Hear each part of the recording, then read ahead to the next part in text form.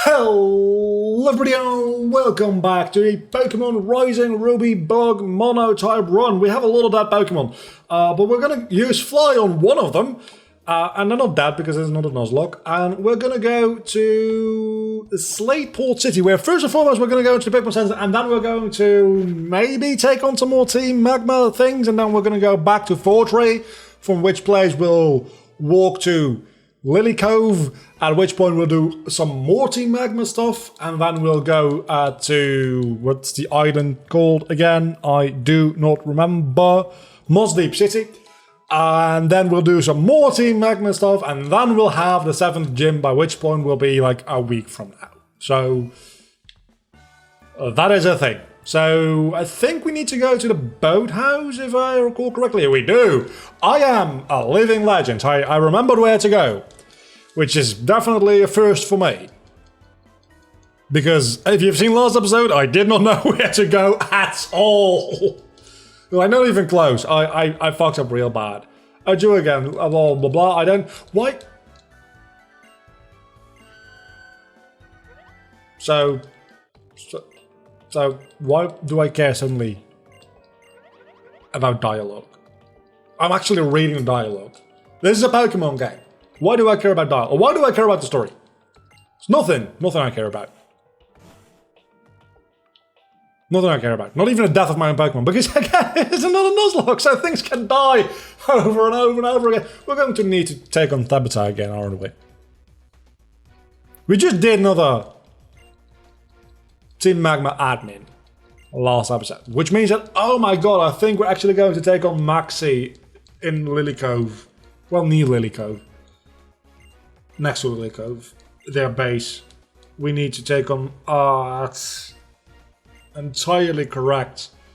We also get the Master Ball there, which doesn't matter, because the only thing I want the Master Ball for will be Genesect, which we can't get into post-game, which doesn't really matter now, does it? We're only taking on potentially a double battle? Or just 2 single battles in a row? Because why would you make things easy for me? Well, not necessarily easier, but quicker. That's for sure. It will be quicker. I'm starting to slowly but surely lose my level advantage as well. So maybe take on some more trainer fights when and if possible. Because I've been skipping those a little bit over this last episode, I'll admit. Even the episode before that, I think I might have skipped some trainers in the gym, which... Actually, now that I think about it, I went back and forth through that gym a lot to go to the Pokémon Center, so I probably ended up fighting all of the trainers in the gym. I don't remember. But it took me like 20-some minutes to get to... Hello, Hair Dye. It took me about 20-some minutes to get to the gym leader itself, so probably... and I didn't do anything else in that episode. So surely I took out all of the gym trainers, right? This better take out a Weezing, because if not, I'm gonna be in trouble. It took out a Weezing, no problem at all. So your last Pokemon, Cup, is now level 57. Your last Pokemon is a Macargo. You know what? I still do not outspeed you, because Towel is a very slow son of a bitch. But I can hit you super effectively. For 4 times the damage, so I think I'll take that. Anticipation. I don't know what Anticipation does. But I can Earthquake you. Again, which is all that... I outspeed! Sure. Let's roll with that. Okay. I didn't expect to outspeed because, again, Towel doesn't really outspeed anything. Next Grunt. Here we go. I can do this all day. I am just like Captain America, apparently. I can do this all day. You started with a Steelix. I wish I was leading up with Towel, because apparently Towel is now the fastest Pokemon alive. It outspelled one thing. It will never be outspelled again. Well, this is a real bad matchup for me, isn't it? It is. So, I guess we go with a Towel, hoping that we will not get murdered horribly by a Rock Slide or something like that. There's a chance. Or a Stone Edge. Works as well. Oh, we're a ground type. which is rocked. So we're fine. We're absolutely fine. Also, we're very bulky. And we have Earthquake. Bye-bye Steelix. Right? Bye-bye Steelix next turn. Fine. You can Stone Edge again. The fact that you hit 2 of those in a row makes me mildly upset. Because... oh, wait a second. Stone Edge is 90% accuracy. Not 70. Right? What is the accuracy of Stone Edge? Is it 80? 90? Stone Edge Pokemon. Let's see. Stone Edge is Amber. Staying. Probably should have gone into Cup, but fuck it. Let's see. Where does it say? Accuracy is 80%. So hitting those twice in a row is, let's put up a calculator. That is 0.8 times 0.8. That's about a 65% chance, 64% really, chance of hitting twice in a row, which isn't too bad. It's more than 50-50. So I can't be upset about anything more than a 50-50 chance. It wasn't his favour. The odds were in his favour. So if you're upset about that, you just need to take a statistics class, really. Well, it's not really statistics, it's chances, which is something very different altogether. Obviously, they are narrowly intertwined between, like, you need statistics to then calculate chances of certain things happening. I don't know what I'm talking about. Why I'm talking about math again? I end up talking about math. Like, 1 out of 4 episodes, I just go off on a math tangent, which is probably why the series is so poorly watched. Because people are like, yeah, I'm kind of done with you talking about math. Can you talk about funny things again? Do the funny thing, funny man. I don't know. I don't plan out what I'm going to talk about in any of these. I just start recording, I start talking, and then at some point... Wait, what?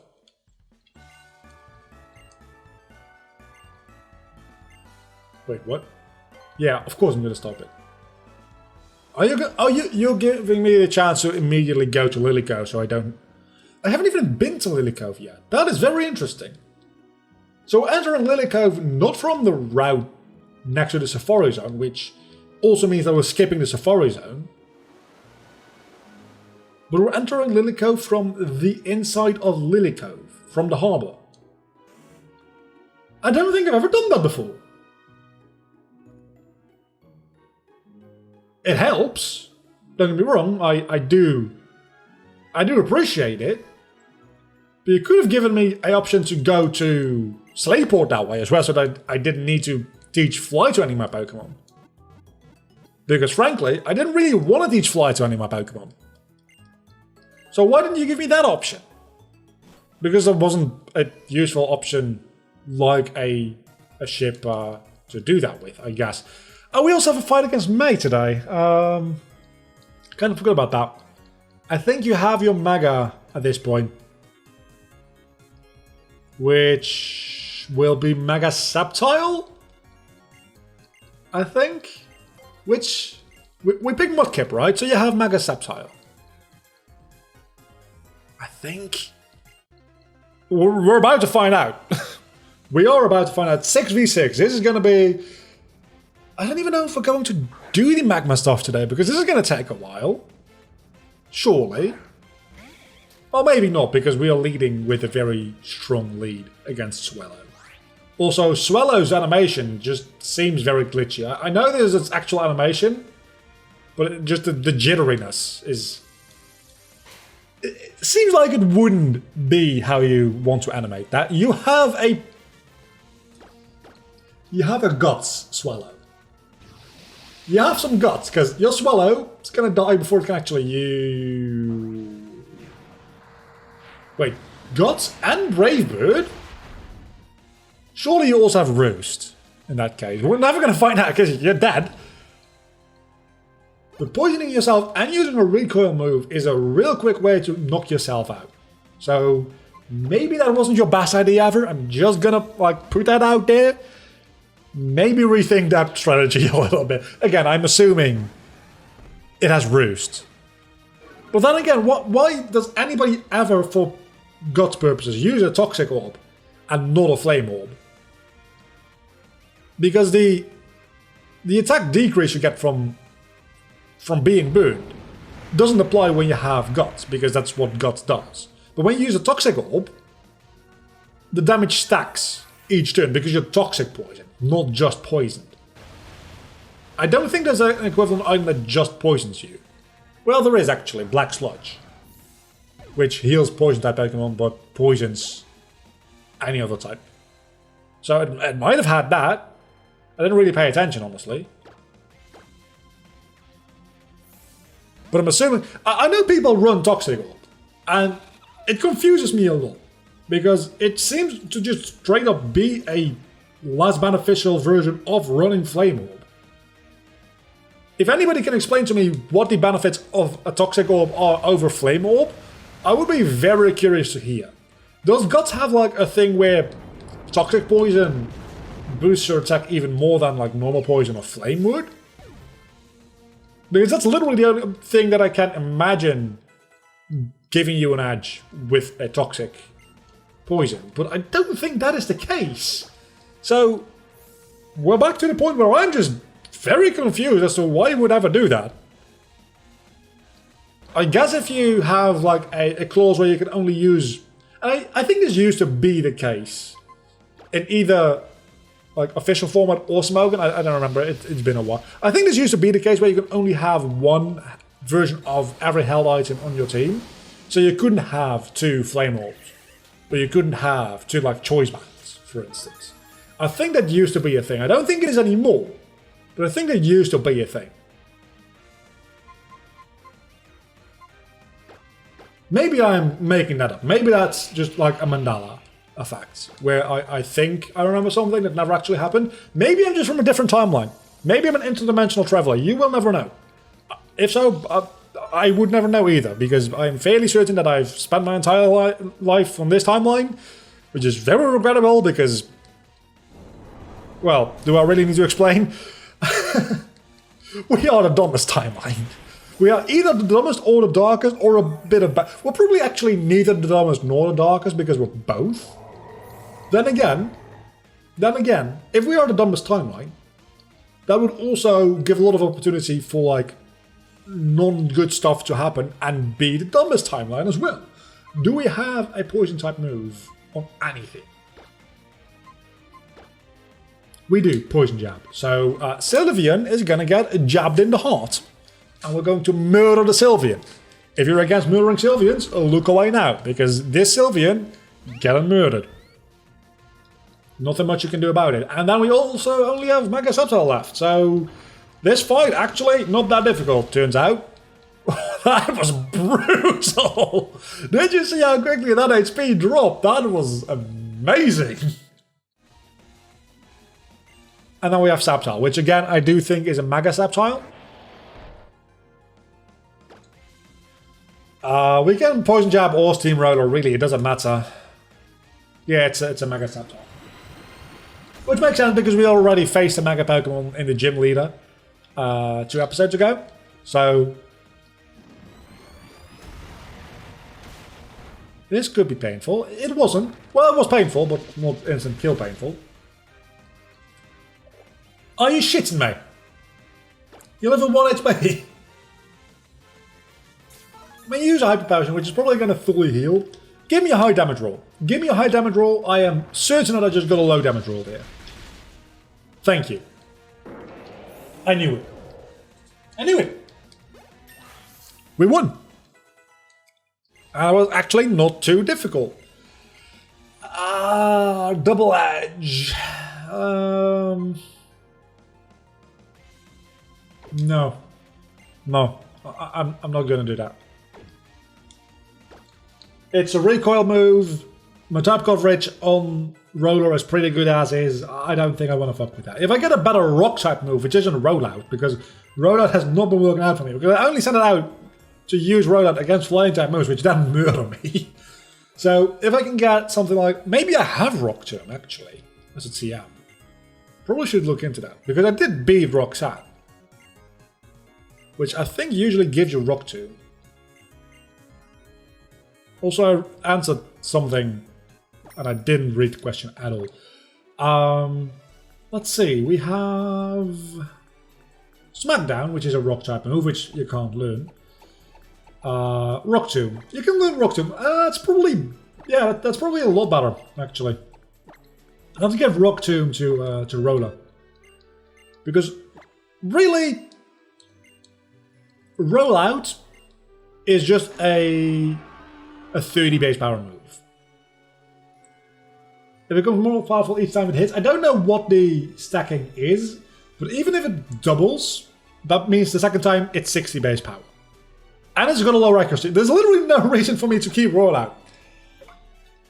Unless it hits 3 times or more in a row. Which it very rarely will. So, also I don't know why I'm on my bike. So yeah, Rock Tomb definitely is the better option to go with there. And I probably should have gone with that ages ago. I don't know why I didn't just look into my TMs to see if I had a better move instead of Rollout. I was really trying to make Rollout work, I guess, but it just does not. It just does not work. Is there anything else we have to do before going into the hideout? Because I don't think we're going to go into the hideout today, since that's going to take it's going to take a minute. And we can't... It actually looks like Wilma's now. We can't do the entirety of the hideout today, I don't think. It's going to be at least 20 minutes long. And this episode is about 20 minutes long as well. Last episode we had a bit of a longer episode. Maybe we're going to have a bit of a shorter episode today. Maybe we can take a look at the Safari Zone real quick. I don't think there will be anything useful or interesting in there, but hey, maybe. You never know. Even getting there is going to require us to do some fights though, which is... Hold on. This seems very much different. That seems very different. Okay, that is changed from Omega Ruby Alpha Sapphire. That was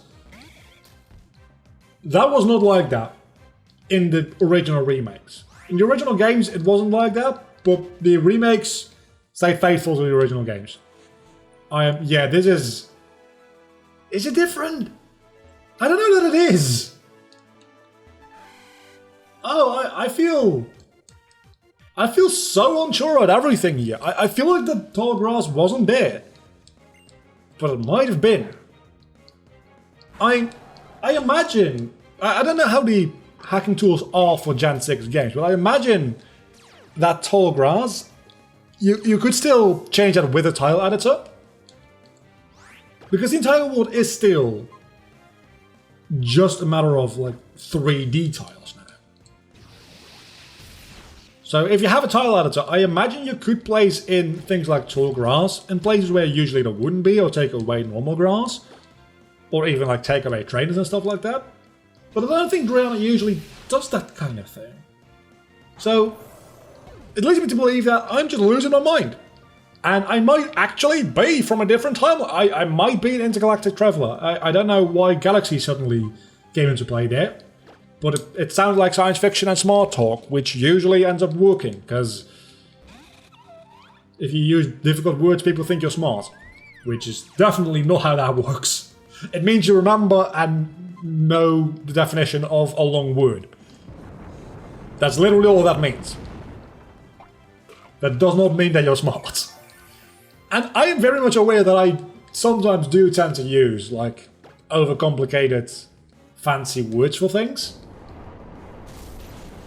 I am guilty of that, yes. But please do know that when I do that, it is literally because it is the most direct form of communication. Not because I think it makes me sound smart. It makes me sound like a prick. That's what it does. And I'm aware of that. But a lot of people just...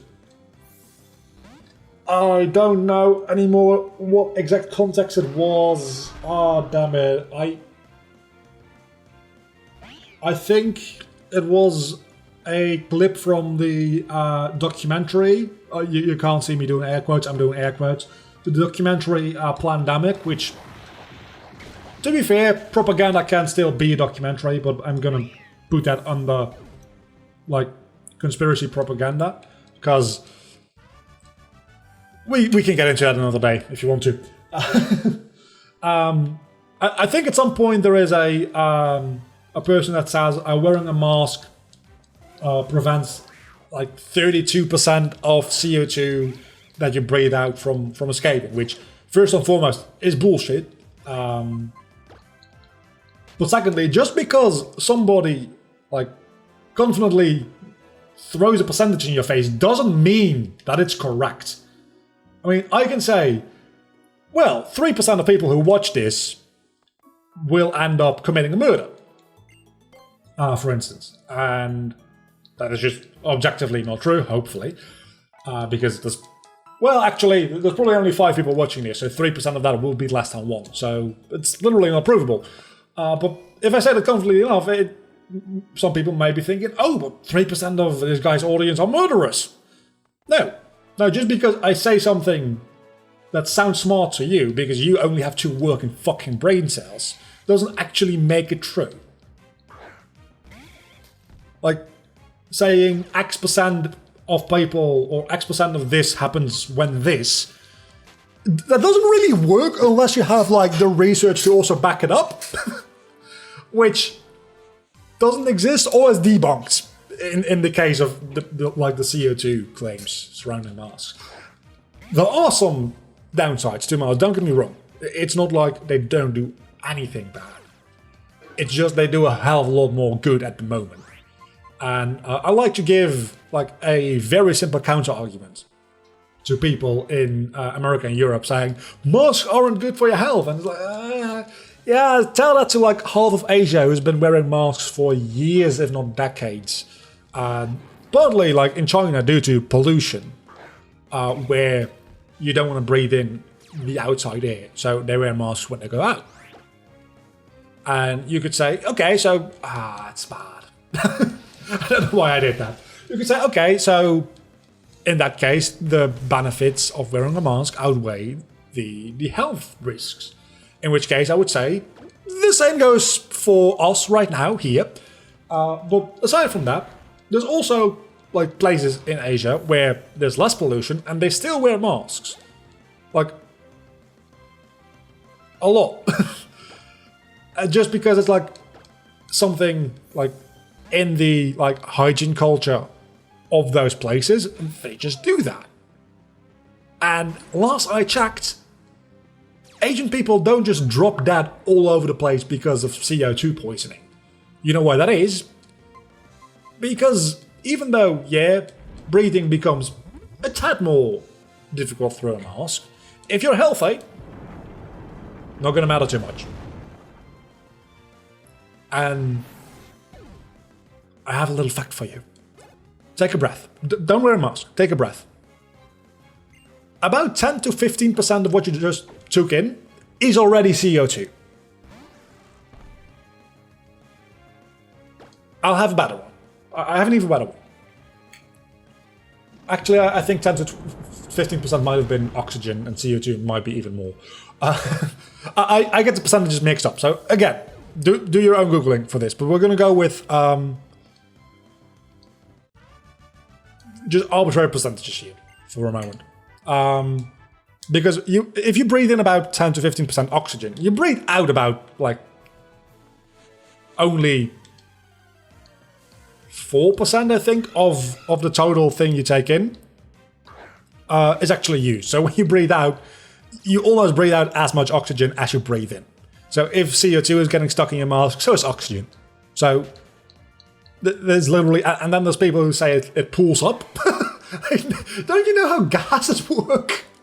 People are just being fucking stupid. And I think we have an end to the episode today, because I'm, again, complaining about conspiracy theories, which is a real good moment for me to end my recording sessions, usually. And I wanted to go into an anecdote about cheese, and I didn't. Maybe I'll do so next episode.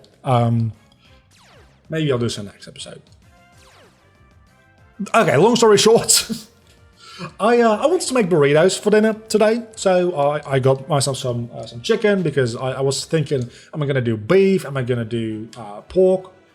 Let's do chicken. I haven't had any like chicken. Well, actually, I had some chicken a week ago, but before that, I generally don't eat that much chicken. So I got myself some chicken, some spices, and I want to get myself some shredded cheese.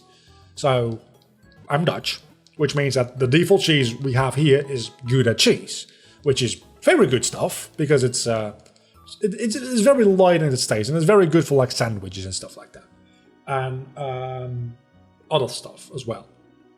But I wanted to have cheddar. This grocery store I went to didn't have shredded cheddar cheese, so I figured, okay, let's go record an episode or two of Pokemon, and then when I finish that, I'm going to go to a different supermarket, which I actually do know has shredded cheddar cheese, but it's expensive. Like, it's a lot more expensive. It's like, off the top of my head, it's for normal shredded cheese at the store I was at earlier today, it's like €2 for like 400 grams of shredded cheese, which is a lot.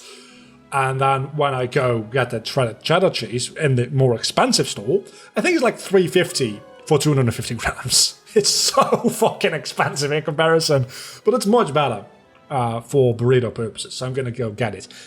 I think we're well over 30 minutes in this episode as well, so that was a very short version of what I actually wanted to talk about this entire episode, but then we ended up talking about masks and CO2, and again, the percentages I gave are very arbitrary and probably don't match up with the real thing. If you want to know more about that, do your like own Googling a bit on that. But I'm just trying to make sure that my point gets across to people. Just like assume that if somebody says something that sounds smart, that it's correct, and using big words usually helps with that. And I also oftentimes tend to use like quote unquote big words. So please don't believe what I say because of that. It's pretty much what I'm saying. Anyway, I'll see you back next time. Until then, I'm a vlogger. You've been awesome. As always, do not forget to leave a like and subscribe to my channel if you have enjoyed this video. Bye.